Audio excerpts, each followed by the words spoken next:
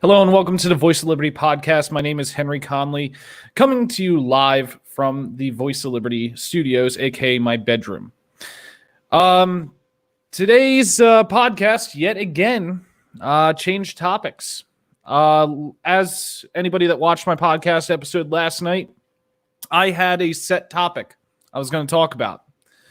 Then Trump put out some tweets, and I had to tweak the entirety of my podcast at a last minute notice. Same happened tonight. Tonight was going to be a different sort of discussion, but yet again, in the world of Trump as our president, I've had to tweak my podcast to reflect the newest revelations that have come out. And that is that Posse Comitatus does not exist in the United States, apparently. Apparently, the Insurrection Act gives the president overwhelming power. Apparently, peaceful protesters are domestic terrorists. Today, from the Rose Garden, the President of the United States declared peaceful protests to be situations of domestic terror.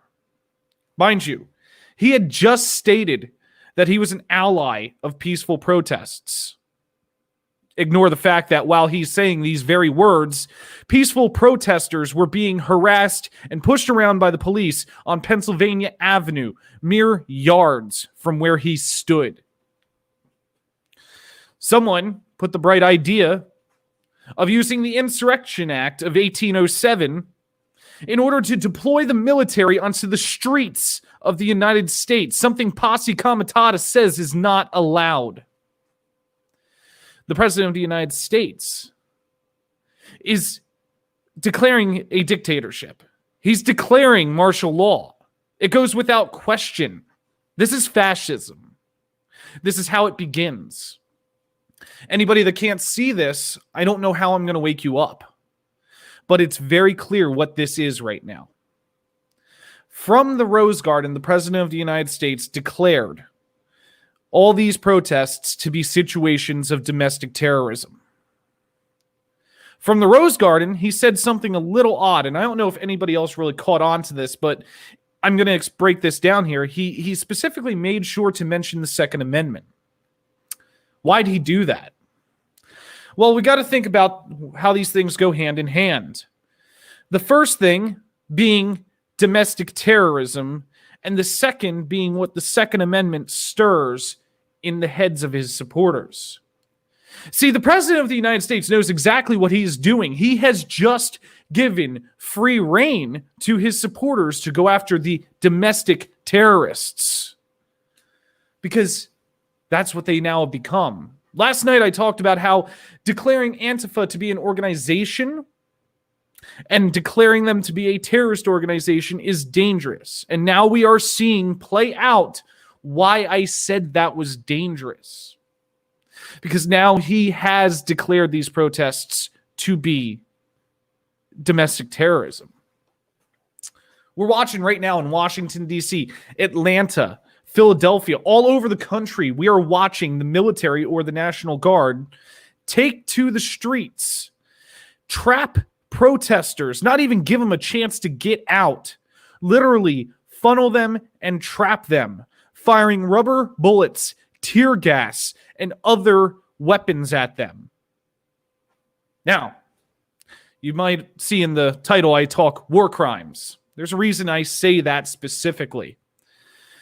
Because the military overseas is not allowed to use tear gas. It is a weapon that is considered, its use is considered a war crime. The military cannot use tear gas on foreign enemies.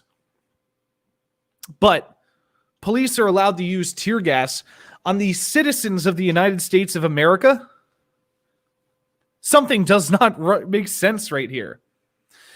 The police are allowed to use a weapon of war, a weapon whose use is a war crime on the citizens who are peacefully protesting.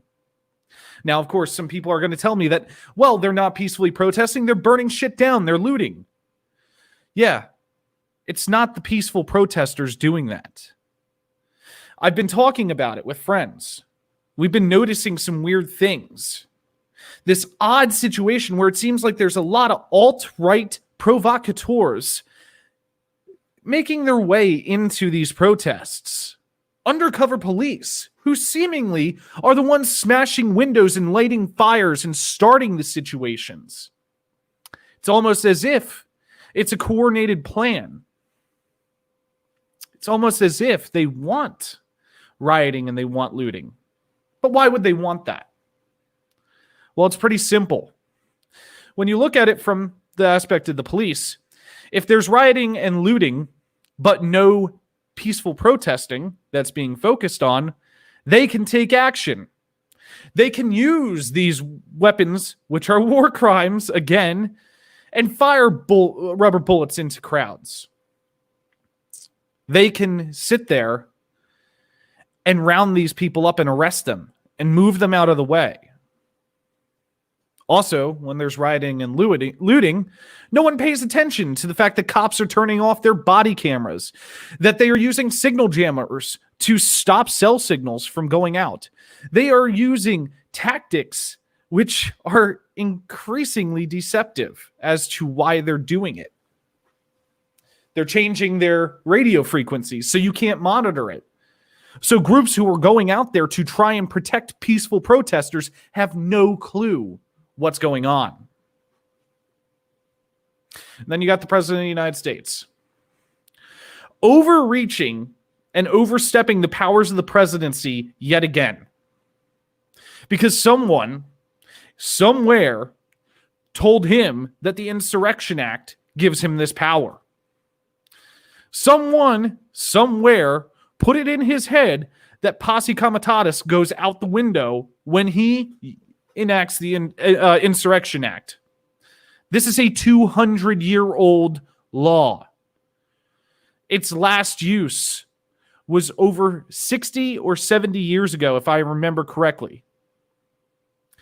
This law is dangerous, especially in the hands of such an unstable person. And of course, what's the best way for the president to demonstrate what he can do? Well, he rolls out the military into Washington, D.C. So while he's giving these remarks, while he crosses to the front of St. John's Church for a photo op, what you don't see is the police cracking down on protesters, pushing them around, cornering them. I've seen videos come out from all over the country today of peaceful protesters trying to reason with the police, and then suddenly they are being arrested. We are witnessing this happen in the streets of Washington, D.C. This is fascism, folks. This is dangerous. I was chatting with some friends prior to going live tonight about how I can barely stomach watching this. I'm scared. This country that I love. I love the foundations of what this was supposed to be. We've given too much power to those in Washington for years, and now we are seeing what it can do in the hands of a madman. See, here's the thing. America is not a country that uses its military against its own people. Unfortunately, we're a country that uses our military against other people. But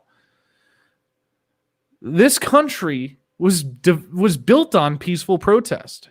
This country was built on the ability to protest the tyrannical actions of a government, to be able to protest injustices. And then you have the President of the United States going out and saying, you're not peaceful. I stand with peaceful protesters, but those ones over there on Pennsylvania Avenue, they aren't. Round them up. Shoot tear gas into them. Today in Philadelphia, on I-95, protesters made their way onto I-95. They were peacefully protesting in the city without more than 15 minutes warning, put out a curfew. Immediately following that, police started cornering protesters. And if no one knows I-95 in Philadelphia, let me describe this for you. It is cut out of the side of a large elevation. The highway runs between a river and this high-banked elevation. Protesters were forced to attempt to find refuge and safety on the side of this high embankment, while police fired tear gas and rubber bullets at them. I don't think people really understand that we are on the precipice of martial law. Because here's what Trump did. And as Bo of the Fifth Column said tonight, the hands of the future of this nation are in the hands of 50 governors. And Bo is not wrong there. See, Trump said that if governors do not get these protests under control, if they do not send the National Guard in, he will send the United States military in. He openly stated he will deploy the United States military into these cities, these states, and these towns. That means the military will be enforcing curfews. The military will be controlling the flow of citizens from their house to wherever they want to be. That's martial law, folks. And that's against the very foundations of this country. As some people may notice, I recently added a backdrop. It's the flag in distress. And quite frankly, that's the only position that flag should be flying in. Because right now, this very country is in distress. We have innocent, unarmed minorities dying in the streets at the hands of the police. We have the police state literally putting their boot on our necks. We have the president of the United States ignoring Posse Comitatus and using a 200-year-old law to deploy the military into our streets. I'm scared because I feel like revolution is one step away. If the governors don't mobilize their National Guards into the cities and then to the zones of protest, and the president of the United States attempts to send the United States military into these places, I fear what will be the outcome of this. I can say this much: people are going to die. See, Donald Trump, he's a fascist. He studied all of the fascists that we learn about historically. He studied some of the greatest dictators to exist, some of the greatest people at manipulating and controlling their people. He's often said that some dictators are great people. How funny that he emulates that. So what happens next? Now that the president, again, has violated Posse Comitatus and enacted the Insurrection Act, what happens next now that he has deployed the military? I believe it's the 82nd Airborne. I will have to double check that. But what happens next now that he has deployed them into the streets of Washington, D.C.? What happens now that the National Guard is mobilizing throughout this country against the very citizens of this country? What happens next is that America will never look the same. Because what's going to happen is one of two things. The governors are going to stand against Trump as he attempts to send the military into their states. And from there, we face uncertain futures. Or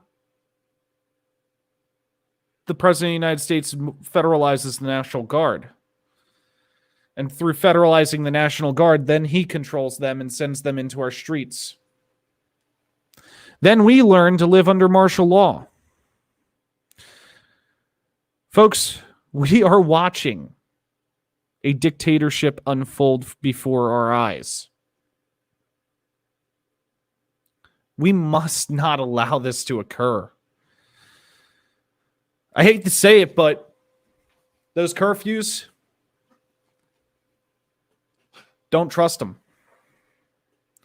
Don't allow them to have that type of control over your life. Where there is growing tensions, attempt to sow peace. Where there are people attempting to peacefully protest, and you see the police about to attack, attempt to sow peace. It's the only way we can beat them. Going all out on them and attempting to fight them at their own battle, it might not work. But being a voice of reason and attempting to be peace, sow peace, you might be able to win them over. Because we need to remember one thing. The United States military, when you sign up for it, you take an oath to protect and defend this country against all enemies, foreign and domestic. Right now, the military is in a situation they've never been in, where they now have to figure out who's the domestic enemy they are going against. Is it the ones giving them orders to attack peaceful protesters, or is it the peaceful protesters? For the atrocities committed by the military, I would still like to be able to believe that they are honest enough with themselves to know who is the enemy and who is not. Tonight, DC is going to get very interesting. It's Donald Trump's test bed. It's where he can see how effective sending the military into a city is. And it's where he can determine what the next steps are. Looking at video coming out of DC, and send me for it if you want, from CNN, MSNBC, Fox, they all have people on the ground. Seeing the video of the military deployed in our streets, seeing APCs on the streets, seeing UH-60 Blackhawks flying over top of the city, those are disturbing. Because the streets are now becoming a battleground. Oh, wait. I believe I heard this already. When the Secretary of Defense referred to the peaceful protests in the streets of the United States as the battlefield. He did that earlier today. How ironic that at the same time that Tom Cotton is talking about deploying different military divisions into the United States, at the same time the Secretary of Defense is calling the streets of the United States the battlefield, at the same time that alt-right provocateurs are causing chaos in the streets, and at the same point that peaceful protesters are being attacked and shot at by the police. How funny that Trump sees all of this and falls on the Insurrection Act. I just want to notate a couple funny things here too. I wish they weren't, I shouldn't say funny, but really odd. What has Trump said about this? He has said that Antifa is a terrorist organization. He has said that he doesn't see any evidence that there's white nationalists involved in any of these riots. He has said that the memory of George Floyd is being stained by these riots. But he has yet to say that the murder of an unarmed man by police is wrong. He's failed to say this numerous times. I hearken back to Charleston, where he said there were good people on both sides. By the way, one of those sides were Nazis and KKK and fascists. Trump has been unable to actually say that the murder of an unarmed black man is wrong. And because it's because his style. It's because who supports him. If he was to do that, suddenly these people don't look at him right. It's also why he took a photo in front of St. John's today. Because he projects this strength and he projects this power, who he is. I am the president of the United States. Today he declared himself the law and order president. But news came out last night that he went and hid in a bunker because there were some fires outside of the White House. So what's he do? Without any notice, he has the Secret Service go and clear the protesters from where they had been for 3 days. Also, he could walk out of the White House, across the street, and take a photo op. I'm going to reference something that Bo of the Fifth Column said yet again today. What he said, and it makes so much sense, when fascism comes to America, it'll be hugging an American flag and carrying a Bible. Well, we saw him stand in front of a church holding a Bible. See, Donald Trump needs to appear powerful. And it's not just for his supporters. It's not just for who. It all falls on his ego. See, for anybody else that would, be in that position and go, man, do I want to be the first president to deploy military onto our streets in this fashion? Most would go, no, I don't want my name to be in the history books like that. But not Donald Trump. Because for him, deploying the military into the streets is a sign of power, is a sign of strength. For him, it's an opportunity to take control. We are living, breathing, and witnessing the start of fascism in America. We are watching the fall of democracy in America. And we are watching the end of our liberties in America. I say that because I predict that this is going to lead to martial law. And when martial law comes to our streets and comes to us, our rights go out the door. Our civil liberties go out the door. Your right to trial, your right to a lawyer, they all go out the door. Right now, these protests, they've become something more than a protest and a fight for the honor of a man who died at the hands of the police. Tonight, these protests became a defense of our civil liberties, a defense of our rights, a defense of the Constitution. These protests became a defense of our democracy. There is no need, no reason, and no justifiable cause to deploy the military into the streets of America. There is no justifiable cause for the police to be attacking peaceful protesters. If they actually wanted to take action, they would find the rioters and the looters. Now, I've made my stance on people looting. I don't really like that they're looting small businesses, but a giant corporation, it's hard for me to feel bad for. But if the police actually wanted to do something to enable peaceful protests to continue, they'd find that. Instead, we have the military and we have the police cracking down on peaceful protesters, detaining reporters, shooting rubber bullets at people, hitting people with mace and pepper spray, tear gas.